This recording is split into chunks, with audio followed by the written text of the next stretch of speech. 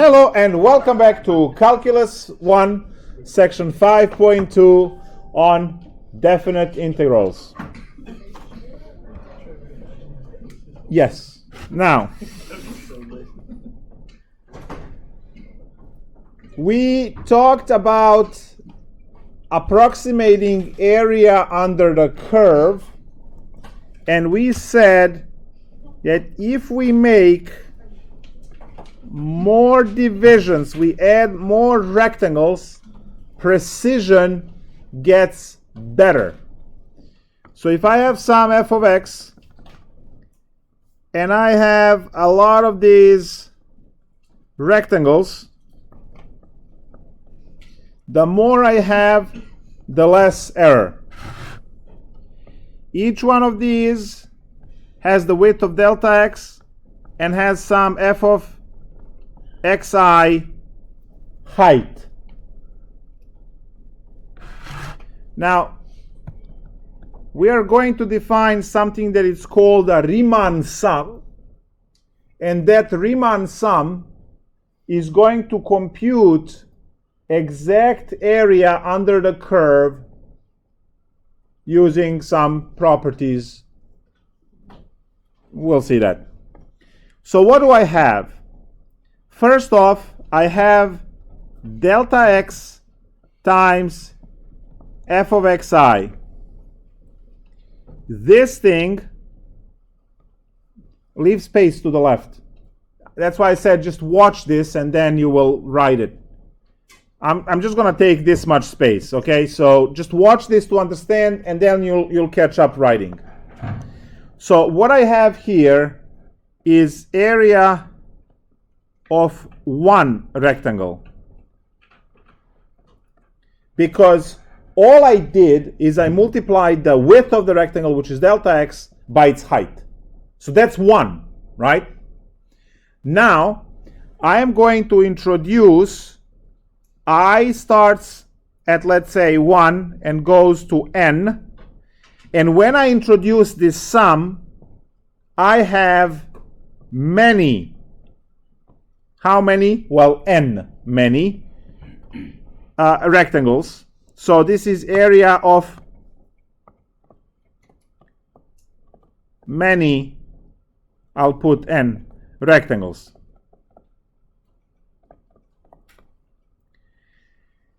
Now, if I have 4, we saw the error. If I have 6, it's better. If I have 10,000, it's better. If I have 100,000, it's better still. How do I get to exact area? I make those rectangles infinitely thin, and I squeeze in infinitely many rectangles. So now all of those rectangles are infinitely thin. There is infinitely many of them. Therefore, we get the exact area. Now, how do I make this into infinite? Well, we use the same trick with the limit when we send n to infinity. And now with that limit, we have infinitely many rectangles, and then we have exact area.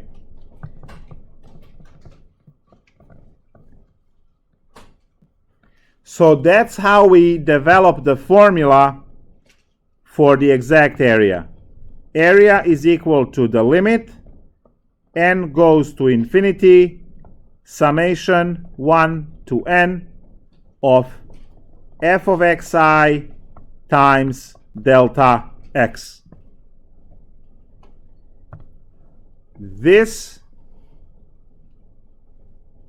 result is known as Riemann sum, and it is used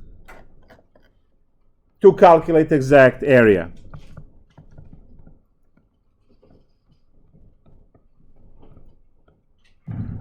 This is about 200 years old result, and it's used to calculate exact area under the curve. why would you want to know exact area under the curve? What is area under the curve other than area? It can represent a lot of different things in your application. For instance, what is the cumulative amount of rain that we had in a month of November? What is the energy of the certain system, right? How much energy is stored in a battery? There are a lot of different ideas, and also if you start with acceleration, you can use area under the curve to compute velocity, or if you start with velocity, you can compute using area under the curve how far you went with the displacement and so on. So there are a lot of applications. Some of them are a little bit weird, because you haven't thought about those in that way, but there is a lot of application out there for all of this. You can write I equals 1 if you want over here, because it is I equals 1. Or you can just put 1 because we know variable is I, because we did that so many times. All right, let's compute area under y equals 2x squared minus 3x plus 6 on interval 1 to 6 using Riemann sum formula. Lock the doors. We start by computing delta x as b minus a over n. We are going to use infinitely many rectangles, so I don't get to put n equals 6 or 8 or whatever, right? It's just n. So we have 5 over n, and that's the end of the story. The width of each of the rectangles is going to be 5 over n. Now, the next business is to figure out these xi's, because xi's are the input into the function. If you think about your partition starts at a, then the next partition is a plus delta x, right? Is it? Right? And what's the next one? A plus 2 delta x, exactly. And the next one? A plus 3 delta x. So do we actually see that there is a formula that emerges from here, that your xi is actually a plus I delta x? I is the counter. Here is 0 away from a. Here is 1 delta x away from a, which is I is 1. I is 2 delta x away from a, and then 3, and then 4, and 5. So we develop this xi as a plus I delta x. So in our calculation, that is going to be 1 plus I times 5 over n. Again, this I is a counter, it's not complex, so don't confuse those things. Okay, so I have xi. This means that I can compute f of xi because I have f of x. So that's going to be 2 times 1 plus I 5 over n squared minus 3 times 1 plus I 5 over n plus 6. Do we all see where that came from? No, from when it was from when the formula is 2x squared. Now it's 2xi, and xi is equal to that mess. So, right? Because it's f of xi. This over here is your f of x, right? So, now you work this algebra. 2 times we have 1 squared plus 2 times, when you multiply this, that's going to be 10i over n,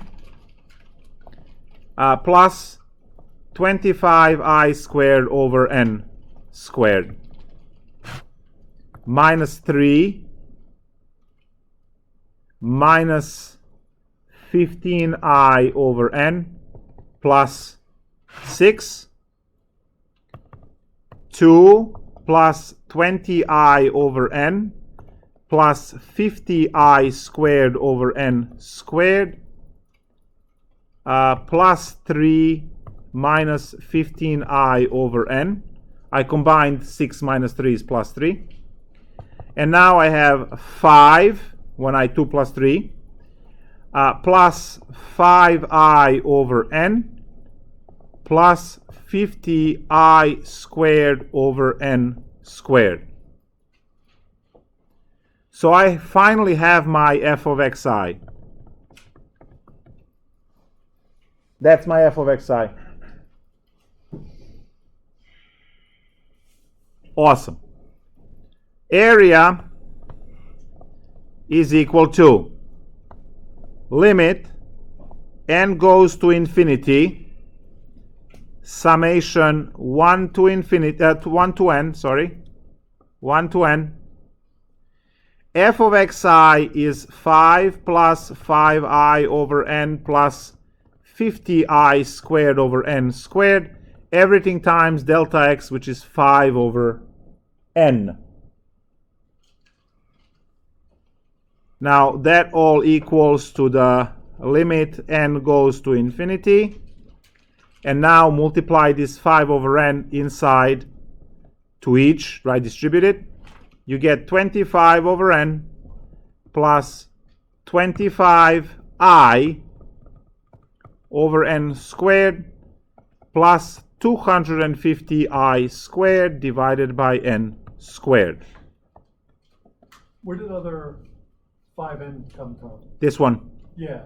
It's in the formula right here.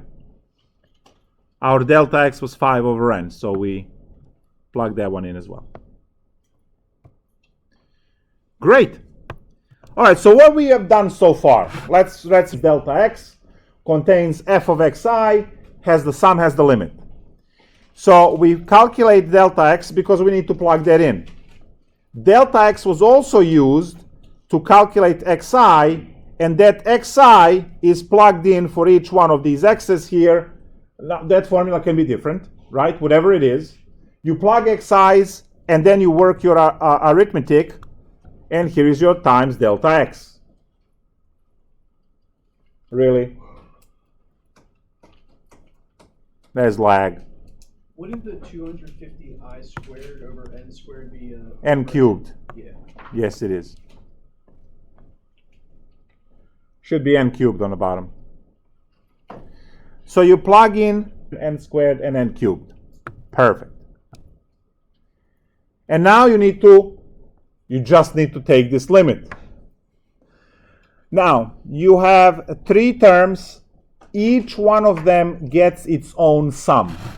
So we have now limit n goes to infinity, open parenthesis, and we're going to have summation I goes from 1 to n of 25 over n plus summation I goes from 1 to n of 25i over n squared plus summation I goes from 1 to n of 250i squared divided by n cubed.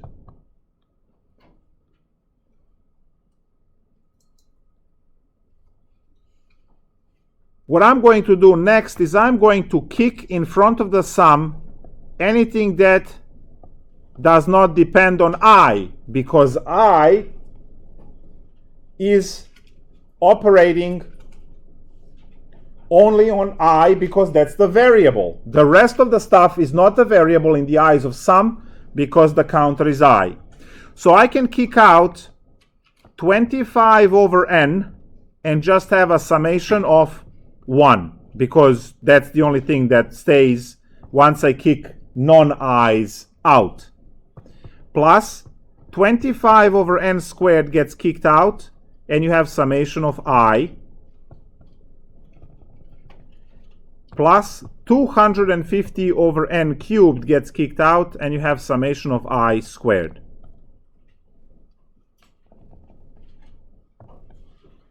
So the steps were here. You split all of the sums into separate sums, and now you kick all of the factors that do not contain I, you kick them outside.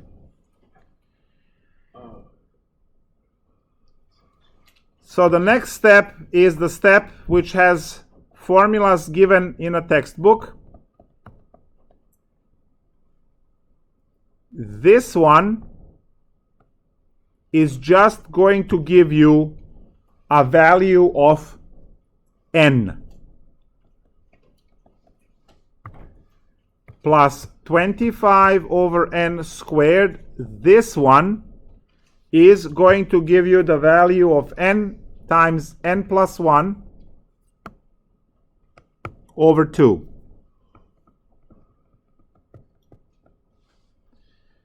And finally, plus 250 over n cubed, and the I squared formula is going to give you n plus 1, 2n plus 1, divided by 6. Will these textbook formulas be given to us? Or Nope.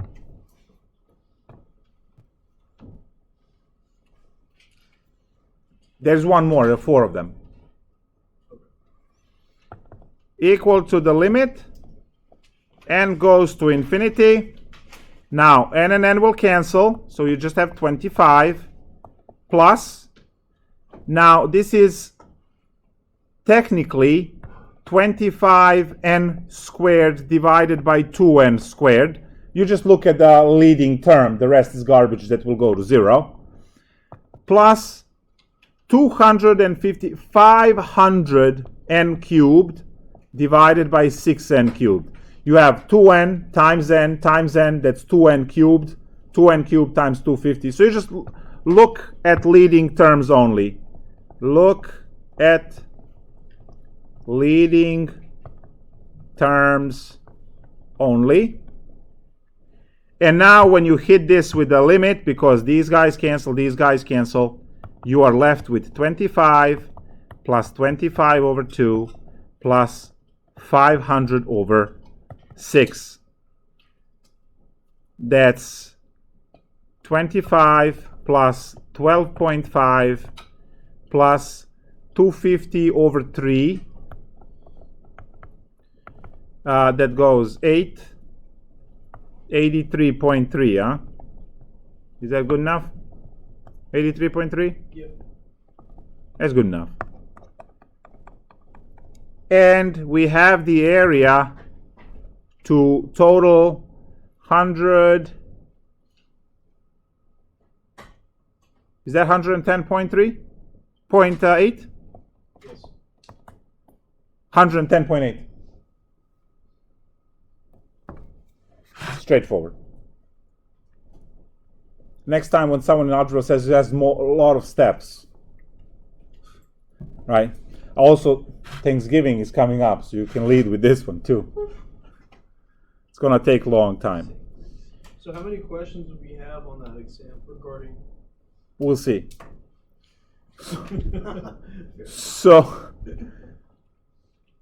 this is the calculation for exact area using what we call Riemann sum, right? This doesn't fall under third exam. Obviously, your third exam is chapter 4, so nothing to worry about. So now, the question is, can we do this a little bit faster, right? Yeah, use a calculator. Yes, that would save you about 10 seconds, right? Because this is the part where you can use your calculator, right? The rest is all letters. I's, N's, and then occasional 2 as a square, right?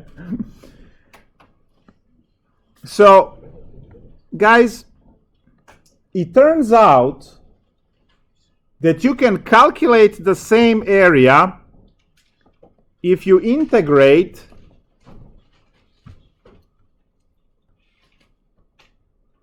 2x squared minus 3x plus 6.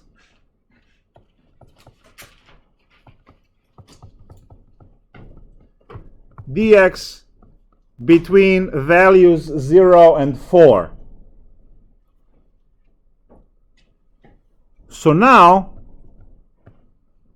you go, well, I remember integration. It used to be copy the constant, and that's x3 over 3, minus copy the constant, and that's x squared over 2, plus 6x. And here's the new part. Instead of putting plus c, you put 0 and 4. Now, the way this computes is going to be 2/3 x cubed minus 3/2 x squared plus 6x 0 to 4. And let's go calculate. You plug in 4 everywhere.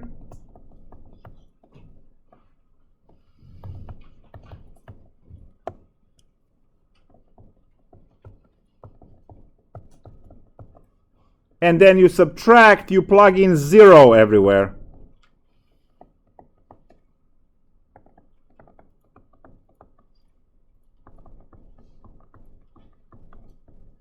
All of these obviously will go to 0 because they're polynomials. E to the 0 is 1, that would survive. Cosine of 0 is 1, that would survive, right? But generally polynomial computed at 0, just they're all gone. And now we just compute this mess. So 4 cubed, you have 2/3 times 64, minus 3/2 times 16, plus 24. That's 128 divided by 3, minus, when these cancels, you get 24 plus 24. And when we compute this, wait, we get 128 over, is this correct? Yeah. Cube over 3, x squared. Did I have a plus or a minus there? It was a minus.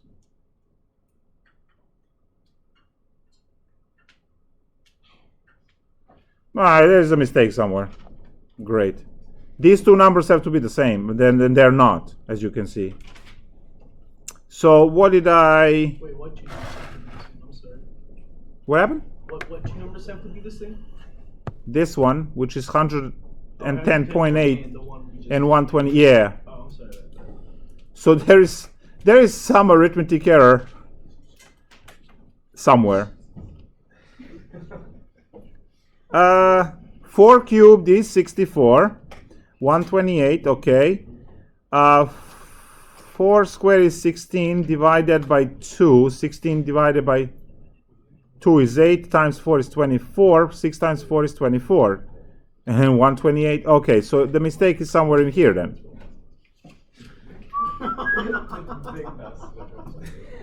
Oh no! Look at this. It's 1 to 6. It was 1 to 6, not 0 to 4. No one said anything. It's 1 to 6. There we go. So that means this is a 6. And this is a 6. And this is a 6. And this is no longer a 0. That's a 1.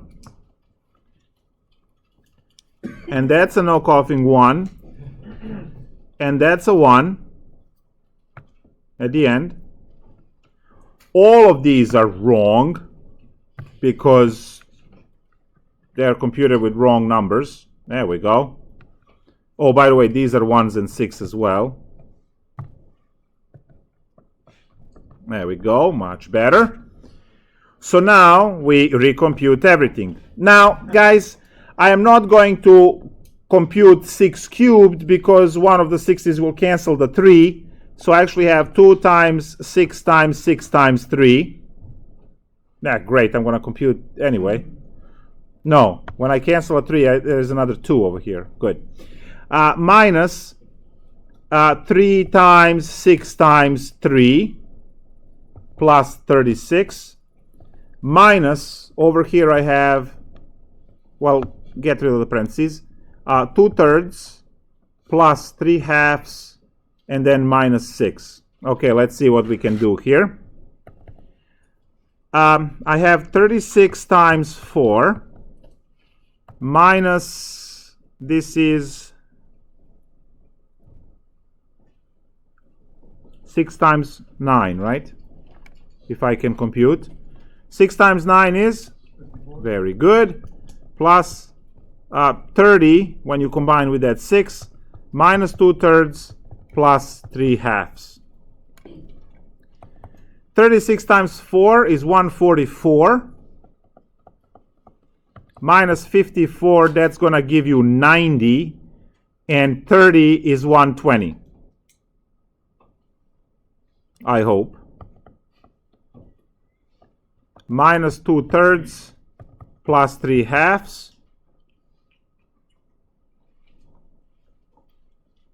It's still not going to give us the same value as over there. Ah. Divided by 6. 120 times 6. 607. Right? 720. And then minus 4. And then plus 9. So this works out to be 725 over 6.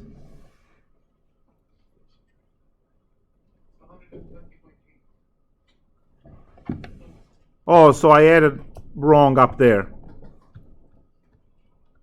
So that's 120.8. There you go, fixed. And now they have the same answer. Yeah. Awesome. Now the question is, what's the better method? A I don't remember. or B, right? Over here, you integrated, which is what we did the last class, right? We integrated each term and then computed at these limits here, and we are done. Riemann sum, you have to go through all of these hoops, right, to just set up the problem.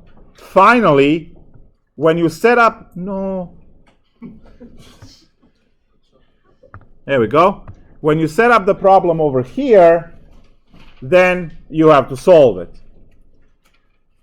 So clearly, it is much faster to compute the integral, and this integral we call the definite integral. So now we have definite integral, which is integral a to b of f of x dx is equal to antiderivative capital F of x computed from a to b, which is f of b minus f of a. And that was me plugging in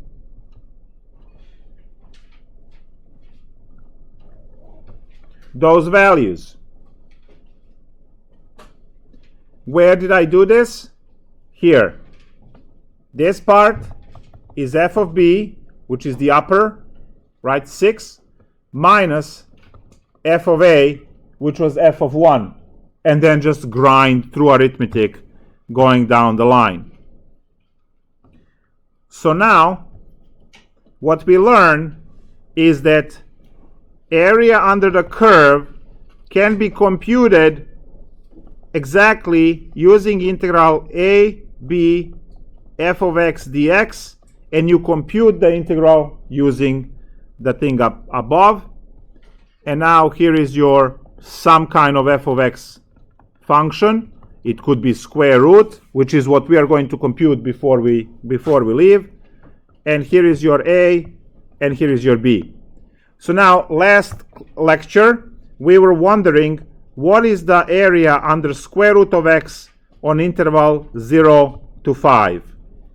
Well, area is 0 to 5 integral of square root of x dx. This is 0 to 5 x to the 1/2 dx. You do the plus 1 So that's x to the 3 halves divided by 3 halves, computed from 0 to 5. So this becomes 2/3 because it was in denominator, goes up as 2/3. And you have 5 to the 3 halves minus 0 to the 3 halves. You plug in the upper limit for x, and then you plug in the lower limit for x. This one obviously goes to 0, so it should be 2/3 5 raised to the 1.5, which you can punch in the calculator. So we have 5 raised to 1.5 times 2 divided by 3, and we get 7.4536 blah blah blah.